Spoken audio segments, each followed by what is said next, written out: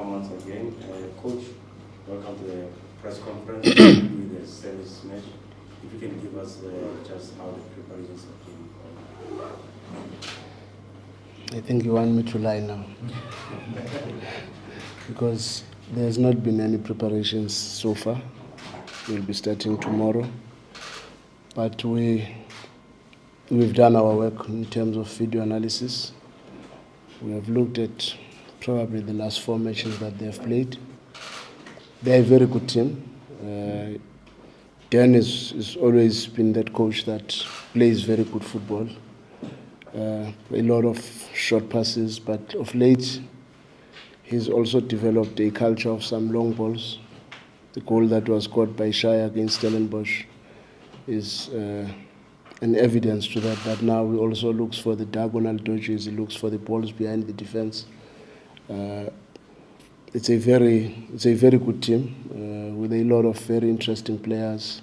Lulu on the right, very quick dribbler that causes a lot of problems. They still have Mhango who comes in whenever they need him. Their midfield is very industrious with Manaka, with Kolamlambo, with a boy that I think not many people know, that I regard very highly, Sithole. I think he's a very, very good football player. Not many people talk about him, but I really think he's one of those players that are overlooked. And I like Maboja at left back. I think he's always been a very important player for Marumo. It's a pity that maybe his age is where it is, but he's a very good football player that I would have really considered very, very strongly before. So I think that's it. Thank you, Coach. We'll take questions from the floor. Who will go first? Want to say something? Okay, sure. Any question?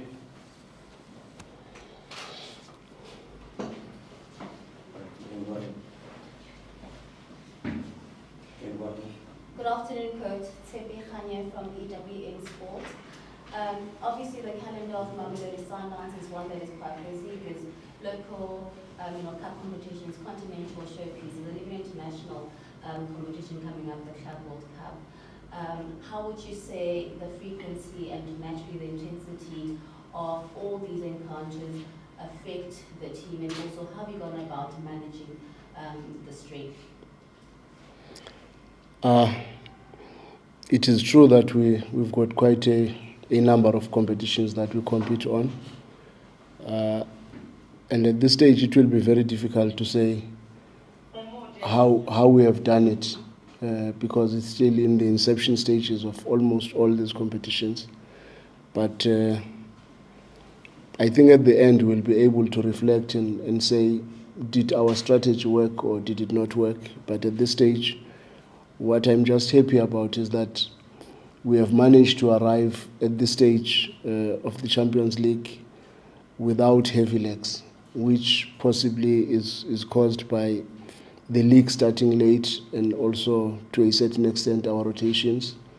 Because for me, it's going to be very interesting to see how the team performs if we get into the group stages without any player feeling already that he's jaded and is tired, the legs are heavy and all that. So we will only be able to give you better answers probably with the outcomes from the competitions that we are going to compete in. And we are very optimistic that we are on the right track. And I'm also very happy that most of these players have raised their hands to say they want to be part of the struggle that we are facing, and hopefully at the end it will pay off. Coach, you mentioned that, or let's just say that it's an advantage to have so many players in your team and at your disposal. And even though you played a different team yesterday, you could play another team like on Sunday as well. Is it an advantage for you to be able to keep other coaches guessing as well in terms of who actually are you going to play in your starting lineup for Sunday? I wouldn't say it's an advantage because one, it's not very easy to manage a very big squad. It's not easy because all these players that are here, they are looking to play week in and week out. And some of them, they probably don't even care a damn that we are trying to rotate them so that we keep them fresh. There are players naturally who would want to play every match. And when we try to get a buy-in from all of them, you'll find that the senior players that have been here for long, they do understand what we mean by this fatigue as the tournaments progress.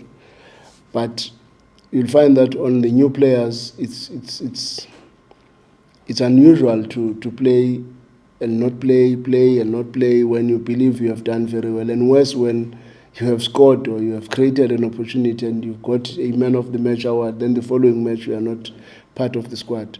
But on the side of maybe confusing the opposition coaches, for me that is not the most important part. The most important part is how does the team that gets an opportunity pitch. And that one is always very difficult. And there are many teams that will always surprise you. But there are also many people out there whose teams have never played and they've never lost a match because their teams always play after the match has been finished.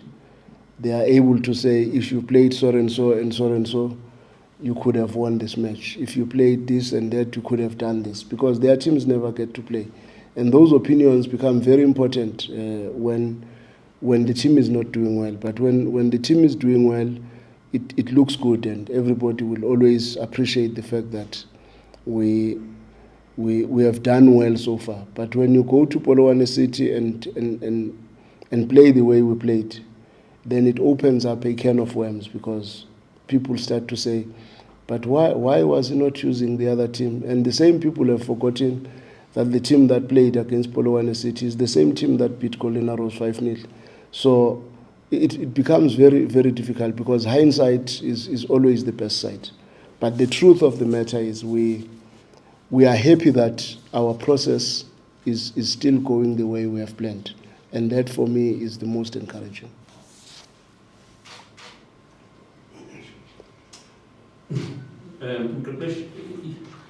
You advanced in the Culling Black Label Cup, and looking at your program with regards to the championship, the league and Champions League itself, but to actually show the players that even the Culling Cup, although it's not at the same standard in league, the Champions League, they have to give it their all, because winning is a habit. The truth is, for me, like I always say, I never even focus on which competition am I playing in, because when you start to look at competitions, I think you end up missing the plot. But if you understand that what you repeatedly do, you become. If you repeatedly win matches, you will ultimately become champions. So habits are as a result of what you repeatedly do. And if we want to develop a habit of winning, we should try to win a friendly match. We should try to win, even if we are playing small-sided games, you must fight to win in those small-sided games. If you are playing a mediocre team from somewhere, you give your best. Your motivation is no longer going to be either intrinsic or extrinsic. Your motivation is always going to be standard, that you play a game of football to win. Not, I play better when I play against big teams, I don't play better when I play small teams. It's not about playing who, it's about what comes out of that game. What do we achieve in that game?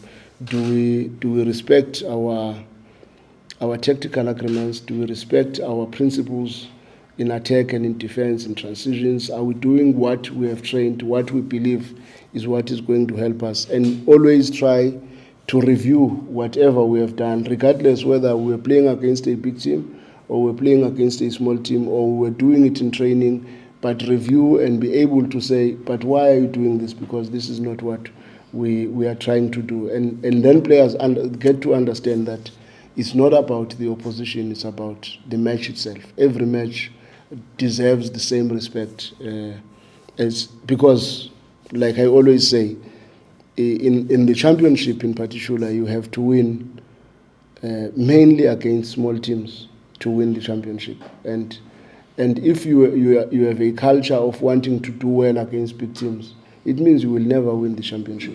So I think the players now understand what we mean by that. Jobs. Coach, for the longest time, this club used to sign players who are ready-made and you sort of know what you're going to get from them. But in recent years, you've signed players who are promising and have not reached their full potential, and they've gotten better here, like Naomayema or Mutao or even Lisibangu, in terms of there was something that you guys saw that not many people are seeing, even ours, and you were able to raise them and to a point where they even become international. How have you guys done that, and how have you sort of managed that shift because of the type of players that you used to sign? On that one, I wouldn't really want to take credit because most of these decisions at Sundowns, they are done collectively. You do put your opinion as an individual and say, hey, I think that boy Mutao can help us. Then once you have put that in that group, then everybody starts to look. The analysts start to look. The data analysts start to look. The conditioning guys start to look. The physical data analysts start to look. And you start looking at all these parameters and metrics and start saying, is this specimen likely to give you what you want in that particular position? And I think that helps a lot. And unfortunately, because we are that team that has got a lot of eyes and ears, we are able to listen to one another, probably because we've got confidence in each other's abilities.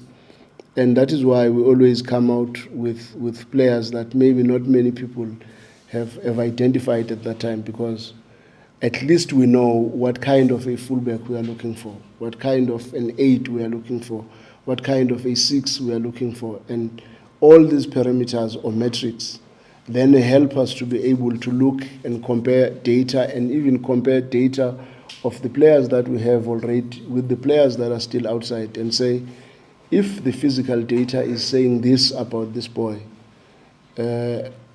when we actually believe the one probably we have is supposed to be the one that we think is better, then we start looking and digging deep into those individuals. And I must give the club credit in that regard, because I think we've got a whole lot of people that once the name has been dropped in, we start looking. Coaches start looking at the videos.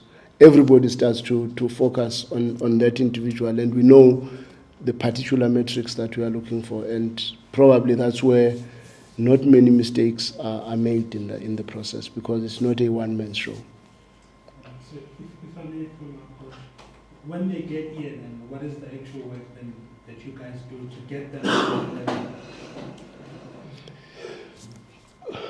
level? Personally, because I'm going to talk about how I view football. Personally, I think because the brain works better with a picture, if the picture is not ambiguous, it's easy to develop towards being able to get to that picture. But if the picture is not clear, today it's second ball, tomorrow it's win play, that day it's transitional football, that day is build up. If the picture is not ambiguous, it's easy for a player that is already in-house to want to develop towards what he sees from the player that is already ahead of him. And that probably is what makes it easier for players to adapt to a club like Sundowns. But when we don't have a clear identity of what exactly we are looking for in each and every individual that we bring here, it would always take a little bit longer for a player to understand. And we've got very clear parameters in let me make an example. In our 4-3-3 formation, we know this is what we are looking for in an 8. And we do video almost regularly in this club, where when a player has done well in that position, we say, look at this player, look at what happens after, look at what it does to the opponent. And where the player that is new in the setup is now able to say, if I want to play where Tebza is playing or where Mngqithi is playing, then I'm looking exactly at what he does. And we are given these pictures every day or regularly, if it's not every day. It becomes easier to develop, to understand the concept of the team, instead of maybe a talk or subjective discussions where there is no objectivity and it's too instinctive, it's not very clinical what we are trying to achieve. So I think that is what helps most players to adapt easily here. And the easiest thing that you will get as a player, if you start by just giving your all, because there is one thing that we would not ask for at Sundowns. We would not ask you to work hard, because that one is a given. If you are in this environment and you don't want to work hard, you are in a very wrong place. But when you work very hard, then now the learning process becomes even easier, because you start to emulate someone, and it makes it easier for you because you already have someone ahead who is probably doing better. Maybe you even have better physical attributes than that player. So when you are trying to develop to become that kind of a player, it becomes even easier if you've got all the other metrics probably being better than that particular player. We'll take the last 3 questions. Coach, I just want to go back to the different squads that you're able to use in the different competitions. Looking at the competitions that are coming up and what you're participating in, what becomes your priority? Is it win at all costs this game that we're in when you choose your starting lineup, or would you also look ahead to what's coming? Like, I'm just trying to get your understanding and your mentality where that is concerned, and balancing the squads and in terms of consistency as well. It's a very good question. Because it's quite tough to make those decisions. But we are also guided by the analysis that we do of every opponent, so that we go for courses. You look at the opposition, the style of play, the speed of play, everything. You start then looking at what you have within the group that can help you to overcome the opponents. Because sometimes if you have this team and that team, you will find that team that probably did not play this match, but is supposed to, we are playing the next match, is not the best suited team to play the next match. Because probably it's a slow team, probably it's too fast and reckless, probably it's technically not at the level of the one that is playing now. So we look at all these things. I would love to give you better detail in that regard, but it's a little bit difficult. But let me just say, maybe if you play in Cape Town City, it's a very mobile team, very technical, very explosive. Can you get a team within the group you have that is better in terms of all these aspects, where they can dominate you, where they can dominate your duels? Once you've got the right group of players that you think can overcome these strengths that they have, then you go for mainly those players. And that's why sometimes there are players that continue from the previous match to the next match. But it's a headache. I don't want to lie to you, because everybody believes that if I did not play this one, then I'm most likely playing the next one. But the next one it's not guaranteed that it's yours. But that juggling is very dangerous. We know it's very dangerous, because at a certain point you must start to build cohesion. Because when you go into the Champions League, we must start to have a team that is very close, and we are trying to build the continuity within that group, so that we start now to look at what is closer to our first 11, so that we have a team that we believe can take us all the way in the Champions League, maybe with 1, 2, 3, 4, or 5 changes without having to have a whole lot of changes within that group. And also depending on the opponents, even within the Champions League. All right, and we'll take the last one. Coach, based on the data that you keep referring to, because obviously we don't have access, it's too expensive to get us that data. But is Salas underperforming, or if he is, what are the challenges for him? Is it the ping pong nature of football that he's still getting used to? And then is Grant Kekana injured, not in the Bafana squad? I wouldn't say Salas is underperforming, to be honest. I think the adaptation process sometimes takes a little bit longer for other players. And I don't know why usually players that are coming from Europe don't really adapt as fast as you want within our football. Our football is very fast. But I think, in my opinion, he's coming along. And I think very soon he's going to be a very important player for the club, because the expectation probably was slightly different to the player that he is. Because a lot of people expected a robust, tall striker that will be winning all aerial duels and all that. And I think I said it even before he started playing, that he's not that type of a player. He's a nippy, very technical player that is very intelligent, and that's why in almost every match that he has played, he's always found himself in front of goals. And that you must never take lightly. When you've got a player that is always part of a chance creation or terminating a chance, you must just work a little bit more on making sure that his conversion rate is very good. I believe in the game against Chiefs, he came in and really got some good moments. And when I looked at the goal that he scored, I don't think it was offside, but I accept that. The referees said it was offside, but when I looked at it when I was doing my analysis, I still believe it was not offside. But for him to get into those positions, and also for the game yesterday, I think his contribution yesterday was very good. And Polokwane City is not as easy as people think. You know, in South Africa, we've got this tendency of having small teams and big teams and not looking exactly at the team itself. I think that team is going to cause a lot of problems. And for a team of Polokwane City's caliber to have 13 points in 6 matches, that's not a joke.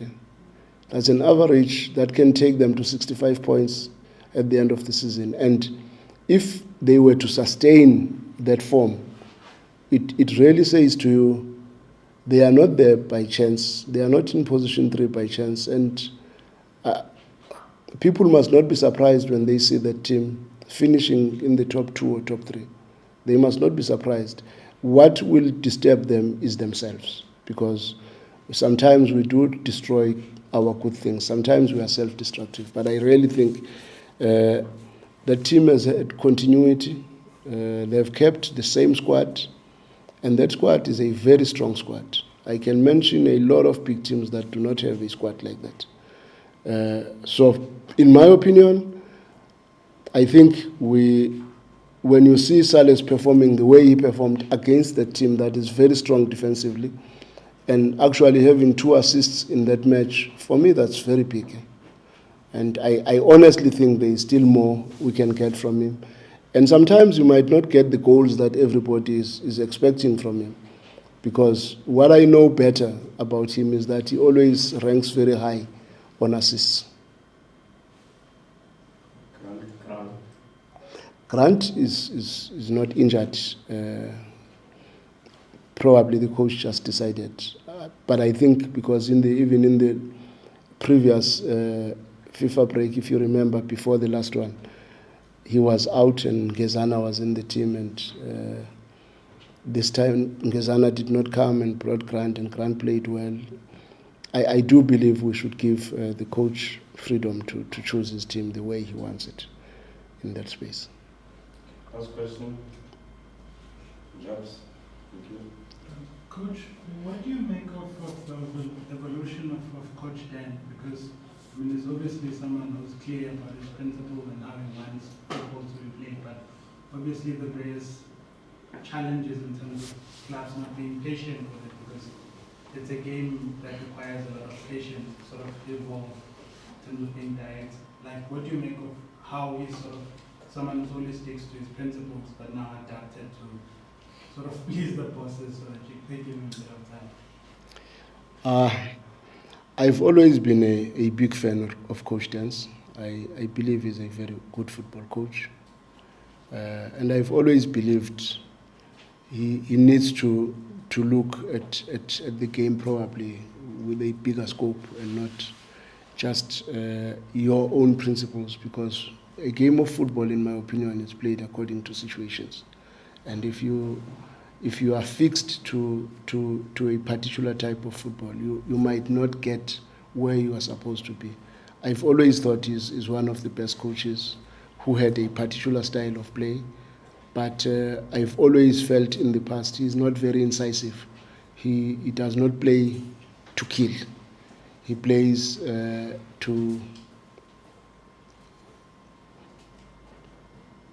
to help the crowd to enjoy the game, because he plays very good football and he can frustrate any opposition with the ball. But when I say in the past, I used to complain that at times I think it does not play to situations, because when opponents are giving you space behind, you should take it. Why don't you take it? And opponents are giving you space in between the lines, you should try to take it. You should not say, I'm fixed to what I know best. And I'm so happy when I see him bringing all these other elements into the game, because I think that's where he was shortchanged sometimes, because our bosses want points, want to win matches, and no matter how good your team is playing, no matter how good your team is developing, as a result, if you check how many players he has developed in the process, because there are a lot of players that he has developed because he plays the right type of football. But unfortunately, that right type of football, if it does not always bring the results, you end up being out, but they bring somebody in and they realize, we were better off with Dance, and they bring him back. And most of the teams that have hired Dance, they always take him out and bring him back, because he's a good coach and he is clear on his principles, and he helps a lot of players that he works with. He really helps players, because he's always been a good development coach that helps players to develop and become better than what they were, and become even more comfortable playing football under pressure of space, opponent, and time without any fear. And that has always helped him to be brought back all the time. But now to keep his jobs, because these clubs also want to win, I think it also helps him to start now to have a little bit more dynamism in his game. When I see a ball played into the box like that by a team that is coached by Dance, I say, wow, this is big. And I don't even think it's because he wants to please the bosses. I think he also realizes that he leaves a club that is playing well, and somebody else comes in and he does well a little bit, and it looks like the other one has done better, when in essence he's the one who has laid the foundation. And I'm very excited to be even playing him, because I know the game will be a very interesting game of football, and it will not be an easy game of football at all, not by any means. And for whatever reason, he has done very well in cup competitions, and one must always have that respect for him. Thank you, Coach, and thank you, colleagues. Thank you.